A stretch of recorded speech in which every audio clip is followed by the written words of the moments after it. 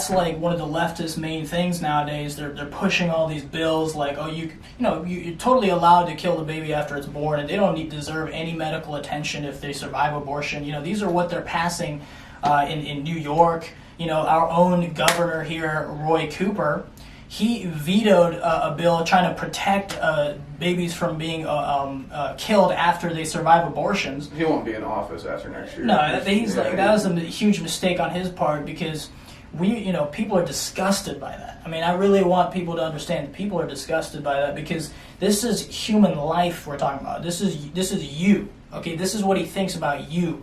Imagine if you're the baby, being aborted. Imagine if you were that person. I mean, that's what the Democrats are creating, is a world where life isn't that important. It's something that you can just get rid of, at just the sense of inconvenience that you have to have a kid.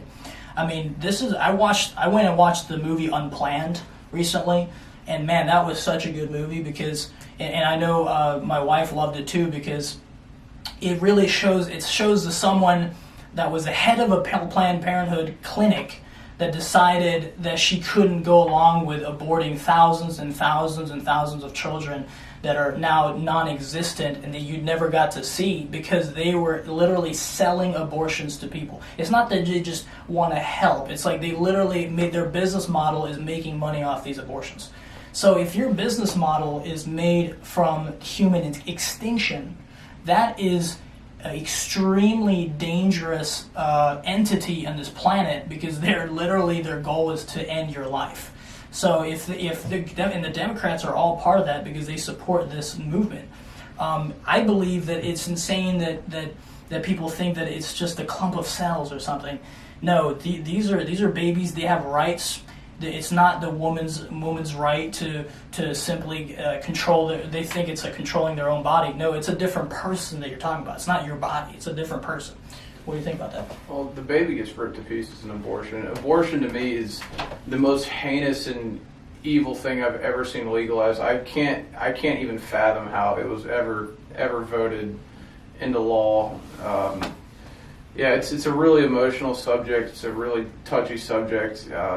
I know we got a win in Ohio a few months ago. They passed a heartbeat bill where the doctor will get criminally charged with a felony if he aborts a baby after a heartbeat's detected. And when we found out we were pregnant with our son, the heartbeat was detected at 7 weeks. But I'd like to see abortion completely banned across the country, at least to start in the state of North Carolina. And the most important part of the politics for me, like going into next year, is getting Roy Cooper out of office. The abortion thing is really just over the line. Everyone wants to point their finger at special circumstances with rape and incest. Like, I'll be the first person to stand up if a woman is raped. But you can't point at special circumstances like rape and incest when they account for such a small percentage of abortions that happen. And if your father commits a heinous crime, they shouldn't kill you for it. I could agree. If anyone's convicted of rape, they should be castrated or killed. I wouldn't have an issue with that. As far as incest goes, like I don't know enough about. I haven't heard anything about. I think there's statistics, so for the sake, and I know it's a compromise that still isn't good enough, but I think a lot of, when you do this, if you want to ban abortion, then I think the big case that you get from the left is that they want to, what about rape and incest, right? Exactly. Now, I think for the sake of making a step in the right direction, maybe the argument then is, okay, fine. We'll keep those, allow those abortions. And something to keep in mind, too, I think a lot of it is a disingenuous argument, because the moment that you say, okay, we'll allow it for that, now, are you okay with banning every other abortion? They will still say no, they still think abortion should be legal. So you can't have an honest argument with the people. It has to be strict, because that's a big question that the left has is, what about abortion for rape and incest? Yes. Well, here's the problem, is that there's also women that will take advantage of the situation. Yes, there are women that get raped, yes. But there's also women that can fake that. They can pretend that they get raped. I mean, the left is so obedient to people claiming that they get raped that they could just take someone's word for it. And what if she's just doing it for her own convenience? and now there has to be a life that's sacrificed because someone lied about being raped. I mean, it's a slippery slope. I mean, that means that she, how can you tell when someone is or isn't, or what if she had consent for it, but then she decided not to the next day? Then that can be the cause between someone living and dying, and that baby living or dying. It's a tough subject, but hey, we need to talk about it. And look, I don't think it's right that someone has to be sacrificed, because there are stories of women that have been raped, and they have the children. They don't abort the children, and guess what? They're actually happy that child was born, because they grow up to love that child. Because that child is a beautiful child still. It's still a beautiful person. Yeah, my other comment was, to the mother, even, I couldn't possibly imagine just the pain that a woman would go through experiencing that, but I don't think killing a child is ever a solution. It's not a solution to me. And the only thing I can say is that baby is still hers. That's still her baby. That has her genetics. That's still her son or her daughter. It's hard to talk about, but I would compromise and say for rape and incest, but I'm not okay with it. I'd vote against it, but if it got voted and if it got reversed and re-voted, so say it's a step, right? So yeah, it's a step. Exactly. So let's say you get a bill that comes across that says we're going to ban abortion except for rape and incest, and maybe the case for rape is that they filed a police report, whether the charge, and they can't drop the charges. So if they drop the charges, then maybe there's some sort of prosecution or fine or something that comes after the fact. That's a good idea. But so what you do, it's the right step, and there's lots of choices in this situation. I mean, and I know that I've had several conversations about birth control. I get all women aren't the same, and certain medications affect different women different ways, but there's plenty of choices, enough to where that if you do have an unexpected pregnancy, that you got something you can do. You can adopt. I mean, and then the decision beforehand, birth control, and then the one that everybody doesn't like is not having sex. But if you plan it right, abstinence works. Abstinence. I mean, condoms will work really well, in my opinion. I think the birth control is actually not as effective, because I've heard a lot of people getting pregnant with birth control because they don't use it right. Well, miss a day or something like that. Which is not as effective as a condom. So if people are afraid of having kids, use condoms. That's what I recommend. But the thing is, at the same time, talking about the baby getting aborted. I mean, we're talking about a subject where there's good points that we're making, but we're also, remember, we're negotiating with people that think it's okay to abort a baby at any moment. Yeah. It's just even if it's well, and see, that's why this is a really tough conversation, because when you start out with this conversation, you can get to a point, and then when you get to the rape and incest point, you get them to agree that should, we say we agree with that, and then you go beyond that, they end up saying, well, I still don't think you have a right to say. And I mean, But should we compromise? That's a good question. Should we compromise about this? Because if compromising allows that to continue, and this chasm to continue, maybe it's important to start to realize the rights that baby has to live. Because that person is a person. It's not something that is different. Because when you end that person's life, it's the same as ending someone that's grown up. It's still, that person is going to become an adult one day that has rights. So, I mean, they have rights already, in my view. You mentioned the clump of cells thing. It's important for people to understand what it's like when it's your life that's involved with this, because sometimes people can look at situations from a distance, but, that clump of cells was you. Okay, you were that clump of cells. You could have not existed because of Democrat policies. I mean, they're allowing people to, what if your parents decided you didn't exist? What about all the joys that you're taking away from that child that was going to live? Even at 8 weeks, though, it looks like a person. And see, here's the thing too. It's easy to say these things when you're outside the womb. Right, yeah, exactly. Yeah, it's very easy. Ronald Reagan said, "It's funny that everyone that's for abortion has already been born." Yeah, it's. I remember when we were looking at our son on the ultrasound. Even at 8 weeks, he had a head, he had arms, he had legs.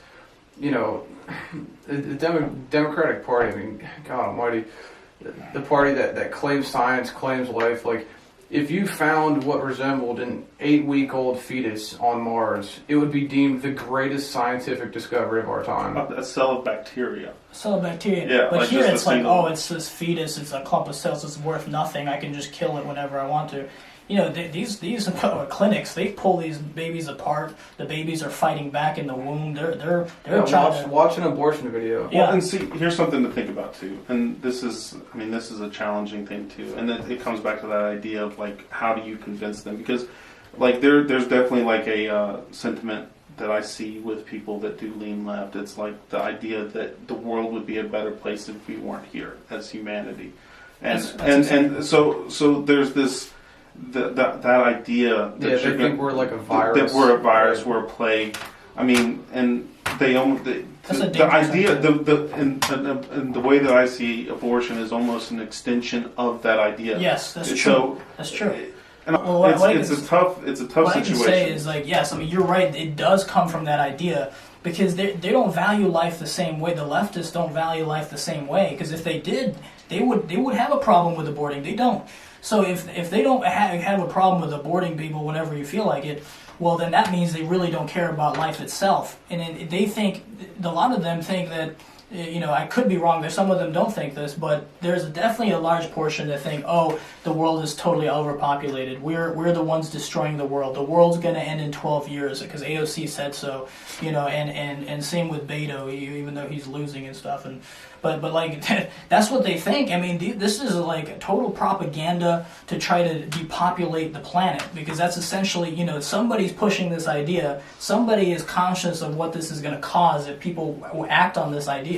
So this is very important, because this is a blasphemy towards God's creation, which is human beings. And to think that it's worth nothing is ridiculous, because that's another subject people don't talk about sometimes, is the spiritual aspect of what it feels like when you end a baby's life yourself. If it's your baby and you ended it, you're going to think about that for the rest of your life. Well, so that brings my next statement, my next question. If abortions were banned and a woman was caught soliciting for or having an abortion done, I don't believe the woman should be charged. I think the doctor should be charged, because I don't want to say that people have been brainwashed, but the doctor knows what they're doing. Like, people have this preconceived notion that it's not murder, and it is. So if abortion was banned and a woman was caught getting an abortion on the black market, I would rather see the doctor prosecuted than the mother. Well, is there not, at that point, then you got to ask the question, is there, and see, this is, I think, at least for the discussions that you want to have that will be productive now, that's a road that you don't want to go down, because then if you're going to talk about like a legal standard, kind of like if you and I were to plan to kill somebody, right, and you did the act, but I helped you, or I was a part of the act, then I would be charged as well to some extent. Maybe a lesser crime because I didn't actually do it. If you gave consent, sure, go ahead. Yeah, and see but these things, it's not a productive conversation to have, because you're not going to win any friends with that conversation, right? So it's true that maybe the doctor should be charged. I feel like the woman should be partially charged because she went out of her way to go into the black market. Right. Yeah, I guess. She's doing something illegal. I mean, the thing is, you're right. There are some people that are so brainwashed they don't even think they're doing something wrong. But if we don't punish people, then there's going to be more people that take advantage and they think that it's okay, and it becomes a slippery slope. I'd like to see how this conversation actually goes with a leftist. Because I mean, they're really hard to talk to. In the future, we do plan on having liberals on the show. They will be mandated to wear a tinfoil hat throughout the entire recording. But I mean, I'm just kidding. Well, not really. But How you do that? Ethan, how are we going to be able to get a leftist to sit here for more than 2 minutes? That's another one too. I mean, if they can stand the conversation, that's already an accomplishment, I think. I wouldn't be insulting in debate. I'd just like to have open discussion. Yeah, open discussion is very important. I'm sure we'll find some people that are wanting to discuss with us a totally opposite view. Leave a comment below. And yeah, I mean, we're definitely. I mean, I'm so glad that we're talking about it though, because it's so important. And people are just honestly happier if they have the kid. Let's just face it, it's pretty simple. Like, if you have the kid, you're going to be happier than to have to kill the kid. You have to go through the physical pain of actually aborting the child. That's something I learned in that Unplanned movie. it's not so simple. You don't just go and just abort a kid. Like, you take like dangerous chemicals into your body, or you have to go through pain and bleeding, and it's just disgusting. Well, and see, here's the scary part about all this too. So the abortions, the legal standards for like the care that is given to a woman is lowered, or there's pushes to make that standard lower. So before, years ago, it was like safe, legal, and rare. So now they're trying to do it on demand with less stringent medical laws, so women can get sick and die, or get like you almost want these procedures done in a hospital to some extent. But if you move it to a clinic where they may not have the equipment, if they mess something up, Right. if they grab the wrong thing, maybe cause some internal bleeding, something that could really cause damage to the mother, they may not be equipped to handle it. And the left is moving the line away from like actual healthcare centers, Right, exactly. into more like mom and pop shops, let's say. That's so true, because that we watched that in that movie. It was explaining that how that happens. It's because, and also here's another thing, is that the Planned Parenthood clinics, it's a conflict of interest for them, because if something, for example, if someone they make a mistake, they almost don't want to take the person to a hospital, because then that can be recorded by a journalist that's saying, hey, look, this clinic is friggin' messing up and causing health issues, and then so they don't even want to put that person in a safe position, because they want to cover it up, make sure they try to make them live. And that's like a big problem. That's a huge problem. And all this is because people just want to kill kids. Like, we just have to stop killing kids and have kids. The kids are beautiful. Well, it's the inconvenience. They don't want the inconvenience. I think the policymakers are more the ones that you have to worry about the idea that there's some evil agenda or something like that. And I don't even want to say that there is or isn't, but those are the people that you have to be. I'm less concerned about the individual that goes in, but and there is a lot of moral questions that go along with it, and I think I think in a lot of these clinics, there's not the conversation of what if you do keep the kid. I don't like the rhetoric. They don't, because they make money off the abortion. I don't like the rhetoric that's pushed that having a child, starting a family, getting married, having children. I don't like the rhetoric that's pushed that says that that's inconvenient. That's exactly right. I don't like that. That should be the best part of your life. Like to me, it felt almost like biological drive. Yes, it is. Well, and see, like, I don't have. You'll get to experience this sooner than I will, but I know when I'm taking care of my nieces or nephews, when I buy them a meal, there's something that's very rewarding about that. Gratifying. It's a strange experience, and and I know it's going to be like 100-fold for you, because it's actually going to be your kid that you're caring for. I'm so glad you brought this up, because this is what I was thinking just now as you guys were talking. It's a total deception, that this idea that if you have a kid, your life is ruined. That is a lie. There's so much pleasure in raising a kid. I'm sure you're going to experience a lot of pleasure in raising your child. Like, look, this idea that your life is ruined, no, your life that's part of your life. That's part of growth. That's part of being a man or a woman. And that's how our ancestors have done it for so long. It's kind of looked like this anti-human agenda that all of a sudden it's weird to have a kid. All of a sudden it's bad to have a kid. This is totally anti-human. This is not the way we've lived our lives for hundreds of thousands of years, maybe millions. It's just like, it's crazy. I think a good place to start is to change the way we talk about it. Because to me, like, my son's already here. He'll be born in July, but I met him months ago. He's just in my wife's belly. I think it could start with changing the way that we talk about it. Exactly. Like, she was a mother and I was a father the day that we found out we were pregnant. Absolutely. It's not. Even my mom just the other day said mother to be, and in my mind I was like, well, no, like we're parents already. We're already caring for her. To some extent, you're already. You're feeding the kid as you speak. It's part of. You're already doing some of the work, right? Yeah. So it's. Yeah. The difference is that he's inside the womb and he's not outside. Yeah. And it's just.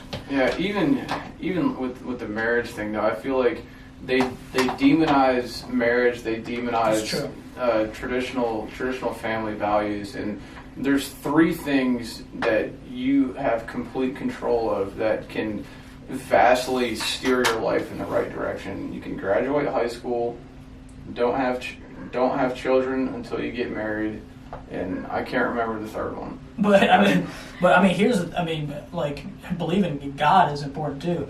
But like, I think a lot of things that's going on right now is I noticed that there's a connection between these ideas from the left. Why is it that the left's ideas seem to result in death a lot? Have you noticed that? You have abortion; it results in death.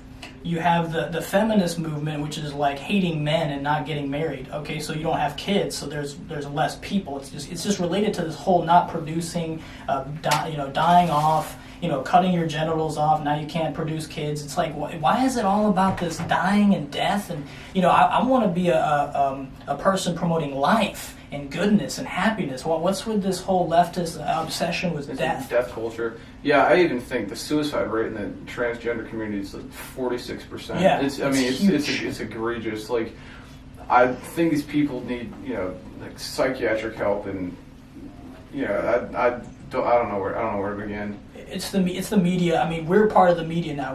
We're going to promote the right ideas that promote life, because I don't want to continue to see people suffering, and because a lot of these, and there's some good points that the ladies were making over here, that there's also damage that's done to your body when you get an abortion. There's a possibility that you can't have a kid afterwards, and that's a great point, because that's like, well, if you can't have a kid, what if you do want to have a kid? I mean, you're also risking your own potential to reproduce, and that's a terrible, terrible thing.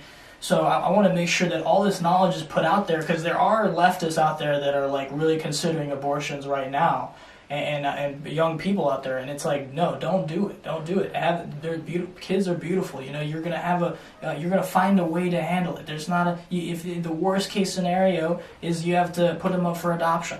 The worst case scenario shouldn't be killing the baby. That's unnecessary. It's not necessary. A child is a blessing and a gift. Absolutely. So, any final thoughts from you guys? No, it was fun. I enjoyed it. I'm happy you came. Yeah, our other party bailed, and you were. I reached out last minute expecting you to be busy, and then when you're like, "I'm coming, I'm on the way," I was like, "Great." Yeah, anytime, man. I enjoy talking stuff like this. It's it's kind of like playing chess. Like, I like the mental gymnastics. I'm still up yes. for that. Okay, yeah. So we're gonna play some chess after this, so that's gonna be good. Yeah, I might join in sometimes. Yeah, so appreciate you watching. We have a lot more discussions ahead. The third podcast is going to be coming up next week, and also, so we're just going to continue doing this, and we're going to have more discussions. So thanks for tuning in to the Patriot Torch today, and we'll see you next time.